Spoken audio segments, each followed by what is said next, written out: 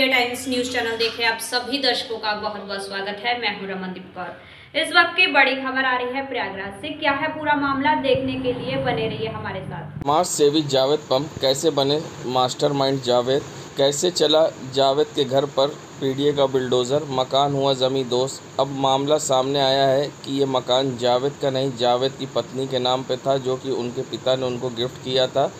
जावेद समाज सेवी थे और बढ़ चढ़कर हिस्सा लेते थे हर कार्य में, मगर जावेद समाज सेवी से मास्टरमाइंड कैसे बना दिए गए, इस पर क्या कहना है अधिवक्ता के राय का। इस पूरे मामले पर कैसे चला जावेद के घर पर बिल्डोज़र। वहीं जावेद के अधिवक्ता के राय ने पीडीए के नोटिस की कार्रवाई पर भी खड़े किए बड़े सवाल। आइए सुनाते हैं क्या कहना है इस पूरे मामले पर, सारी कहानी सुनाते हैं अधिवक्ता के राय की जुबानी।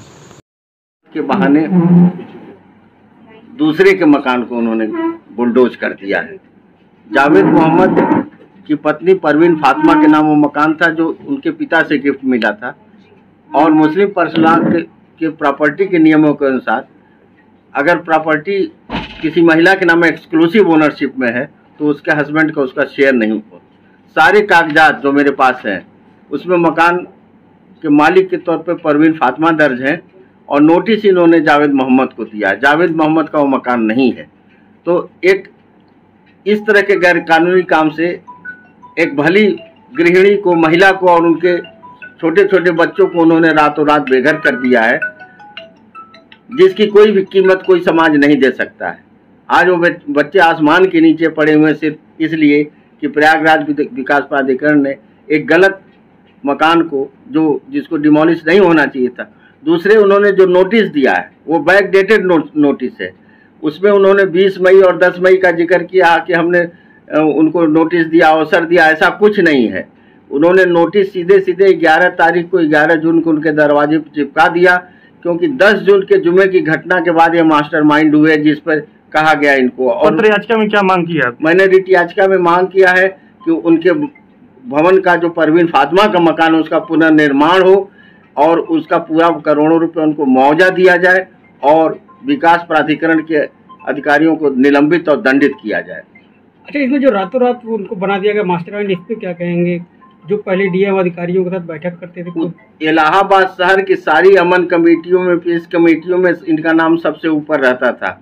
सारे अधिकारियों के बिल्कुल दुलारे प्यारे जावेद मोहम्मद थे। जावेद मोहम्मद ने कब्रिस्तान से लेकर अपना स्लाटर हाउस तक अपने समाज के हित में बहुत बड़ी जनहित याचिका की थी। इलाहाबाद शहर में नगर निगम की सफाई को लेकर उन्होंने जनहित याचिका की थी। वो एक ऐसे व्यक्ति थे जो सामाजिक होते तो थे ही, लेकिन उनकी कोई आपराधिक छवि नहीं है। उनके खिलाफ कोई भी आज तक कोई FIR उनके खिलाफ नहीं है। वो कोई जमीन जायदाद का धंधा नहीं करते, वो ठेके पट्टे का काम नहीं करते, वो शराब और सिनेमा हॉल के लाइसेंसी नहीं है। वो एक सब छोटा सा धंधा करने वाला, एक जनहित में काम करने वाले अधिकारियों ने उनको रातों रात मास्टरमाइंड बना दिया। और अभी भी कुछ ऐसे कह रहे हैं कि वो व्हाट्सएप मैसेज पास कर रहे थे और FIR में ऐसा कुछ नहीं लिखा है। उनके खिलाफ FIR में व्हाट्सएप मैसेज पास करने और ये करने का कोई जिक्र नहीं है। तो ये बहुत सारे सवाल हैं जो धीरे धीरे अदालतों के सामने हम लोग ले आएंगे। और यही नहीं, बहुत सारे लोग जो गरीब हैं, जो निर्धन हैं, उनकी भी हम लोग कानूनी सहायता का काम अधिवक्ता मंच की तरफ से करेंगे। लेकिन अक्षम्य अपराध किया है प्रयागराज विकास प्राधिकरण ने, जिन्होंने परवीन फातिमा के मकान को इतनी बेदर्दी से, इतने गैर कानूनी तरीके से, गैर संवैधानिक तरीके से, अमानवीय ढंग से गिराया। एक दिन के नोटिस पर हमारा कानून कहता है कि उसकी कंपाउंडिंग करिए, उस मकान को सील करिए। या उत्तर प्रदेश सरकार का शासनादेश कहता है कि कॉलोनी भी अगर अवैध है तो उसका भी नियमितीकरण करना चाहिए। कितने शहरों में कितनी कॉलोनियां अवैध होती हैं और सरकार के नीतियों के तहत उनका रेगुलराइजेशन होता है। ठीक, नाम बता दीजिए। मैं के राय और मेरे साथी अधिवक्ता मंच के साथी हमारे राजवेंद्र जी हैं, सईद भाई हैं और सभी साथी हैं। ठीक। संगम नगरी प्रयागराज, जहाँ कुटीर उद्योग राष्ट्रीय एकता विकास मेला प्रदर्शनी का आयोजन रामबाग में 2 साल बाद हो रहा है और एक बार फिर से लापरवाही सामने आ रही, जहां फिर से कोरोना बढ़ने लगा। ऐसे में लोग यहां पर लापरवाही बरत रहे हैं। मेला आयोजक की ओर से ना ही यहाँ पर कोरोना गाइडलाइन का पालन कराया जा रहा है, ना ही मास्क लगवाया जा रहा है। यहाँ छोटे छोटे बच्चे आ रहे हो, जबकि चौथी लहर में बच्चों के लिए ज़्यादा खतरा बताया गया। उसके बावजूद हो रही लापरवाही, जिला प्रशासन बना अनजान। संगम नगरी प्रयागराज में जहां जुमे की नमाज के बाद हुए अटाले पे दंगे को लेकर अब माहौल गर्म है और जहां पुलिस पूरी तरह से मुस्तैद है, तो दूसरी तरफ अटाले की गलियों में सन्नाटा पसरा है। जहां से पथराव हुए थे उन गलियों की दुकान पर ताले लटके दिखाई दिए। ऐसे में लोग यहां रोजी रोटी को भी अब परेशान दिख रहे हैं और लोगों को परेशानी का सामना करना पड़ा। क्या कुछ कहना है लोगों का, आइए सुनाते हैं। लोग करके चले गए, कहाँ के थे वो करके चले गए। परेशानी हमारे अटाले वासियों को हो रही है, यहाँ के एक बच्चों को परेशानी हो रही है।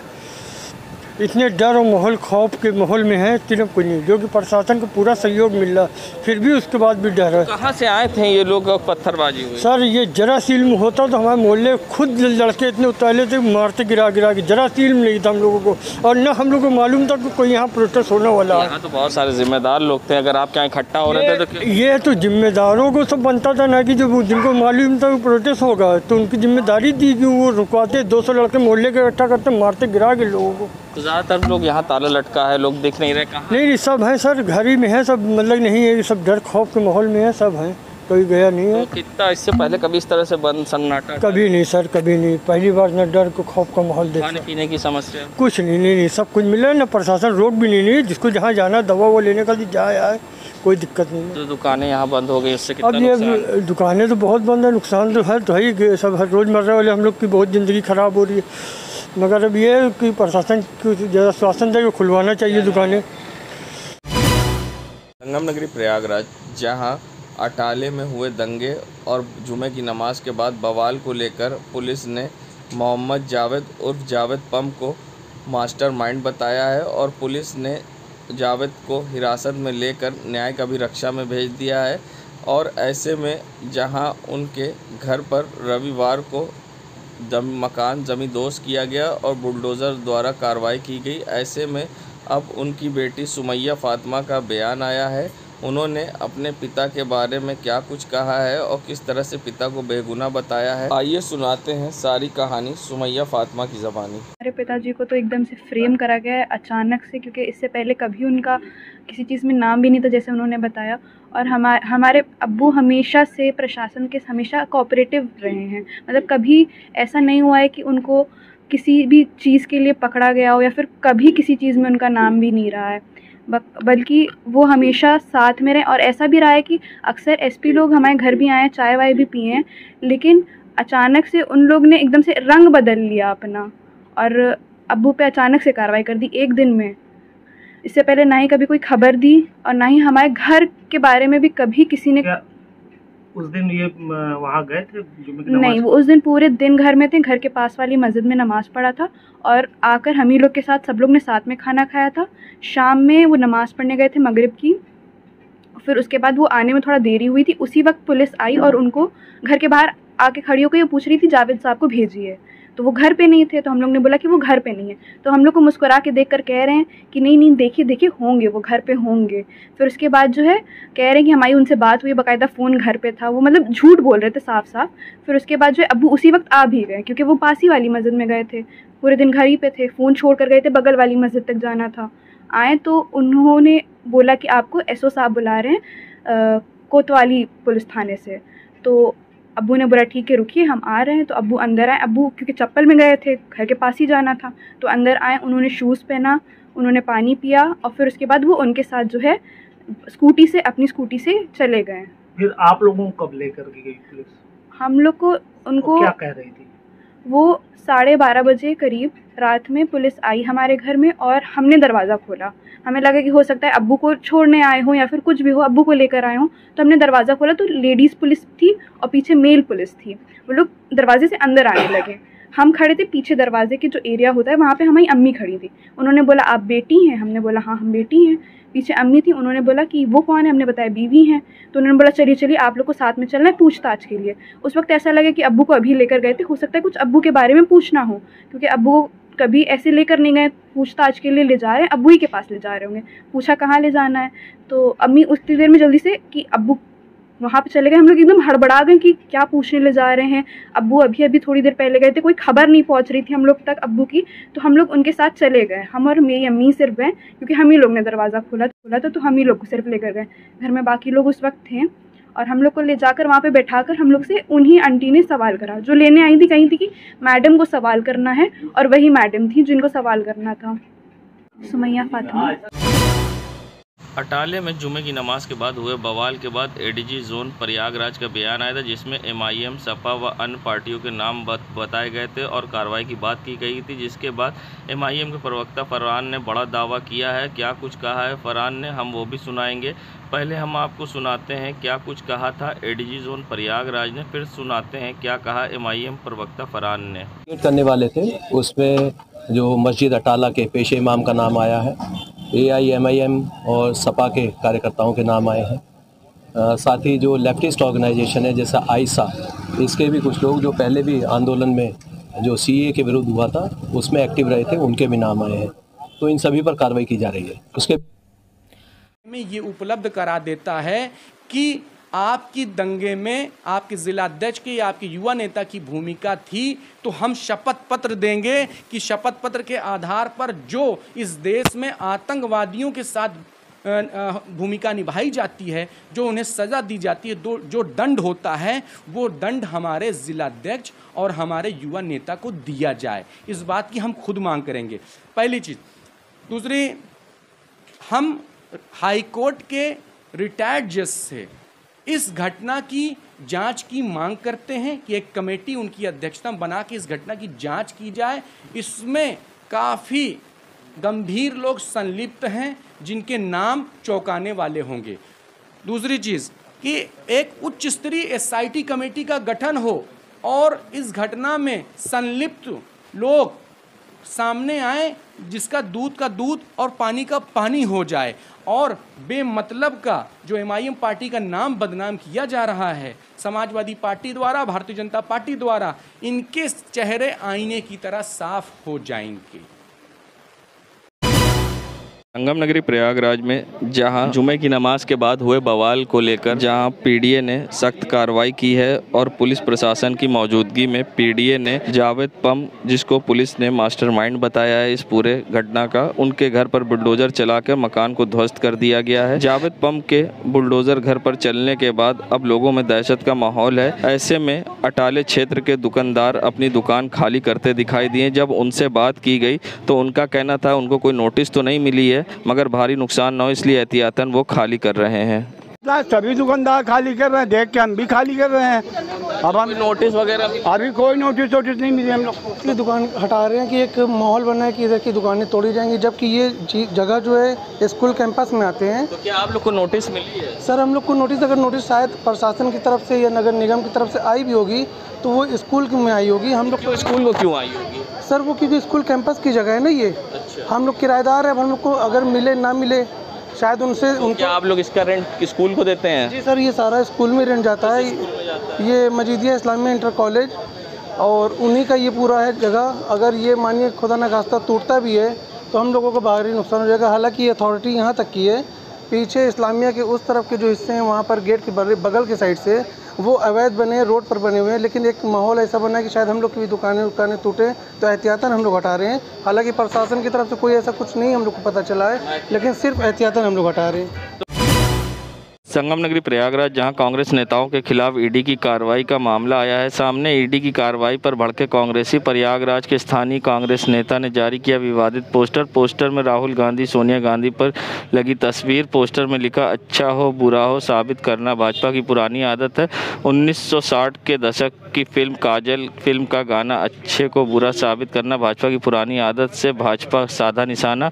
कांग्रेस के वरिष्ठ नेता कांग्रेस नेता इरशाद उल्लाह की ओर से जारी किया गया है पोस्टर पर कांग्रेस के प्रदेश के पूर्व प्रवक्ता बाबा अभय अवस्थी की भी फोटो लगाई गई है। साथ ही सोशल मीडिया पर अब पोस्टर तेजी से वायरल हो रहा है, जहां राहुल गांधी के ऊपर ईडी की कार्रवाई से नाराज कांग्रेसी इरशाद उल्लाह ने ये पोस्टर जारी किया है और पोस्टर अब सोशल मीडिया पर तेजी से वायरल बना है और सोशल मीडिया पर चर्चा का विषय बना ये पोस्टर।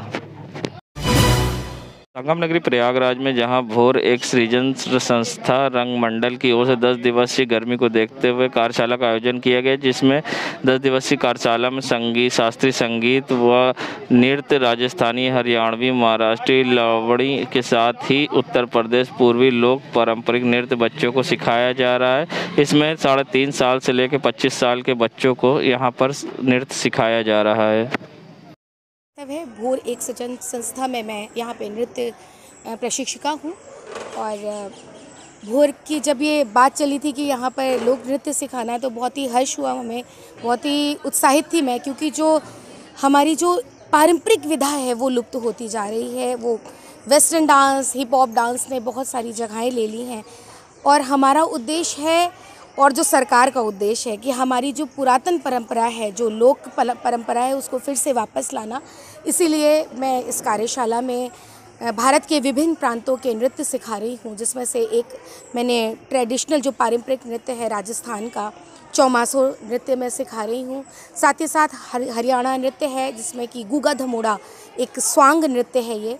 उसके अलावा महाराष्ट्र का बहुत ही लोकप्रिय नृत्य है, फोक डांस है लावणी, उसे मैं सिखा रही हूँ। और साथ ही साथ अपने प्रदेश उत्तर प्रदेश का एक पूर्वी नृत्य है उसको मैं सिखा रही हूँ। 3.5 साल से बच्चे शुरू हो गए हैं और ये गए हैं 25 वर्ष तक के, तो 25 वर्ष तो युवा वर्ग में चले जाते हैं, लेकिन सबसे छोटे 3.5 साल से 8.5 साल के बच्चे हैं और वो बहुत ज़्यादा एक्साइटेड हैं कि आखिर लोक संगीत होता क्या है ये जानने के लिए।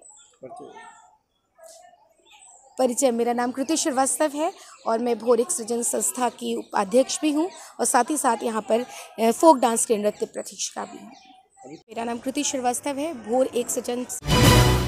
संगम नगरी प्रयागराज जहां जुमे की नमाज के बाद वटाले पे हुए दंगे के मास्टरमाइंड जावेद पम को बताया था और जिसके बाद पीडीए ने बड़ी कार्रवाई जिला प्रशासन द्वारा करते हुए जावेद पम के घर पर पीडीए द्वारा बुलडोज़र चलाया गया और जिसके बाद ज़मीन दोष कर दिया गया जावेद पम के आशियाने को। जिसके बाद अब हाईकोर्ट में एक PIL दाखिल हुई है जिसमें बताया गया है कि जिस पर पीडीए ने नोटिस देकर कार्रवाई की वो तो जावेद पम का घर ही नहीं था। पम के पत्नी परवीन फातिमा के नाम पर ये घर था जिनको गिफ्ट के तौर पर उनके परिवार से मिला था और जिसके हिसाब से जावेद पम का इससे कोई लेना देना नहीं था। और पीडीए की कार्रवाई को गलत बताते हुए अधिवक्ता KK रॉय ने क्या कुछ कहा है और मुआवजे की मांग करते हुए हाईकोर्ट में PIL भी दाखिल की गई है। क्या कुछ कहना है इस पे अधिवक्ता KK रॉय का, आइए दिखाते हैं आपको क्या कहना है इस पूरे मामले पर अधिवक्ता KK रॉय का। के बहाने दूसरे के मकान को उन्होंने बुलडोज कर दिया है। जावेद मोहम्मद की पत्नी परवीन फातिमा के नाम वो मकान था जो उनके पिता से गिफ्ट मिला था और मुस्लिम पर्सनल के प्रॉपर्टी के नियमों के अनुसार अगर प्रॉपर्टी किसी महिला के नाम एक्सक्लूसिव ओनरशिप में है तो उसके हस्बैंड का उसका शेयर नहीं हो। सारे कागजात जो मेरे पास हैं उसमें मकान के मालिक के तौर पर परवीन फातिमा दर्ज है और नोटिस इन्होंने जावेद मोहम्मद को दिया है। जावेद मोहम्मद का वो मकान नहीं है। तो एक इस तरह के गैर कानूनी काम से एक भली गृहिणी को, महिला को और उनके छोटे छोटे बच्चों को उन्होंने रातों रात बेघर कर दिया है, जिसकी कोई भी कीमत कोई समाज नहीं दे सकता है। आज वो बच्चे आसमान के नीचे पड़े हुए सिर्फ इसलिए कि प्रयागराज विकास प्राधिकरण ने एक गलत मकान को जिसको डिमोलिश नहीं होना चाहिए था। संगम नगरी प्रयागराज जहां एक तरफ कोरोना के फिर से मामले बढ़ने लगे हैं उत्तर प्रदेश में, ऐसे में लोगों को किस तरह से सावधानी बरतनी चाहिए और किस तरह से खान पान का ध्यान रखना चाहिए, क्योंकि कोरोना में सबसे ज़्यादा इम्यूनिटी खास होती है और इम्यूनिटी की वजह से ही कोरोना से को मात दिया जा सकता है। ऐसे में क्या कहना है डॉक्टर फिरोज़ का, आइए सुनाते हैं आपको। देखिए, देखने को ये मिल रहा है कि लोग कोरोना की तरफ लापरवाह होते चले जा रहे हैं। अच्छा, लापरवाह का रीज़न यही हो रहा है कि कोरोना फिर एक बार अपने पाँव पसार रहा है और वो तेज़ी के साथ बढ़ रहा है। तो हम लोगों को कोशिश ये करना चाहिए एक बार फिर से एक जागरूकता जिससे पहले था उसी तरह से मास्क का इस्तेमाल करना, सैनिटाइज का ध्यान रखना, सोशल डिस्टेंसिंग का पालन करना, ये सब चीज़ों को फिर अपनी ज़िंदगी में लाना पड़ेगा। अगर हम लोग नहीं लाएंगे तो फिर एक बार कोरोना अपनी बेकार रूप ले लेगा, जिसकी वजह से हम लोग को तमाम तरह की परेशानियों को खैमजा उठाना पड़ेगा। इस तरह से खान पान का ख्याल, देखिए खान पान का तो ख्याल रखना चाहिए कि उसमें अच्छा न्यूट्रिशन का ख्याल रखना चाहिए, हरी सब्जियाँ वगैरह लेना चाहिए। उसमें कोई खास ज़रूरत नहीं खान पान के लिए।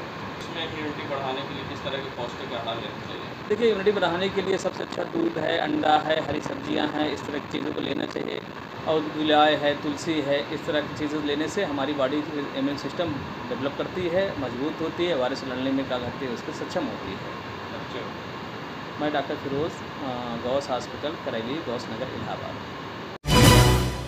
संगम नगरी प्रयागराज, जहां पीडीए ने जावेद पम के घर पर कार्रवाई करते हुए जमींदोज कर दिया था, अब हाईकोर्ट में पीआईएल हुई जिसमें कहा गया है पीडीए ने जावेद पम को नोटिस किया था।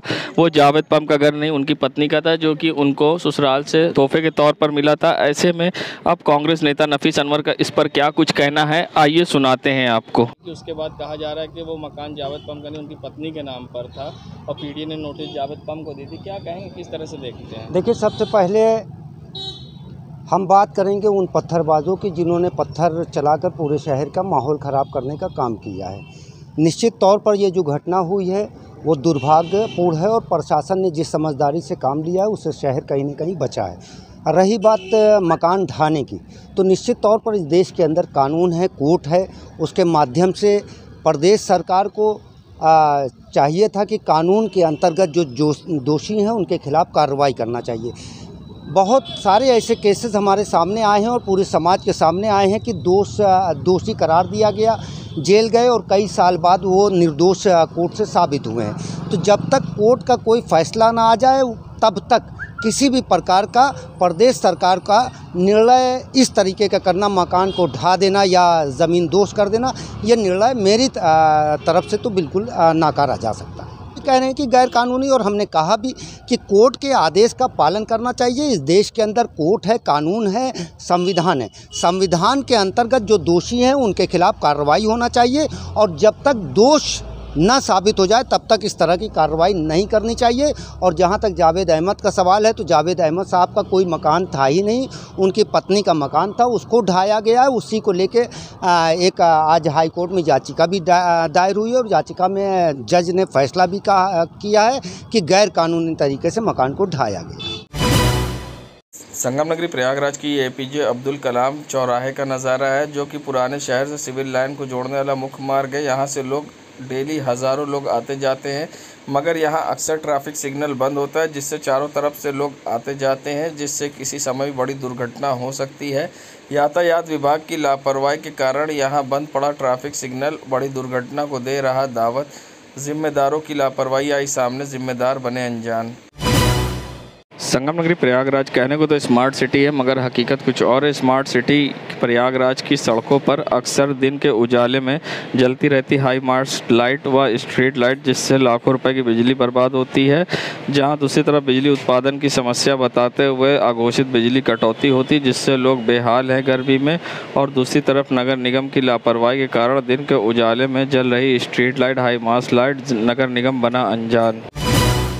संगम नगरी प्रयागराज में जहां एक तरफ फिर से यूपी में कोरोना बढ़ रहा है और ऐसे में अब कोरोना को देखते हुए जहां लोगों को जागरूक किया जाता था वो अब नहीं किया जा रहा है, क्योंकि जहां खुलदाबाद चौराहे पर कुंभ के दौरान लाखों रुपए से लगाई गई एलईडी शोपीस बनी है। इसी एलईडी के माध्यम से लोगों को कोरोना व यातायात के प्रति जागरूक किया जाता था, मगर एलईडी अब शोपीस बनकर रह गई है और जिससे ना ही लोगों को कोरोना के प्रति ना यातायात के प्रति जागरूक किया जा रहा है। देश दुनिया की खबरों के लिए world media times news channel को सब्सक्राइब करें।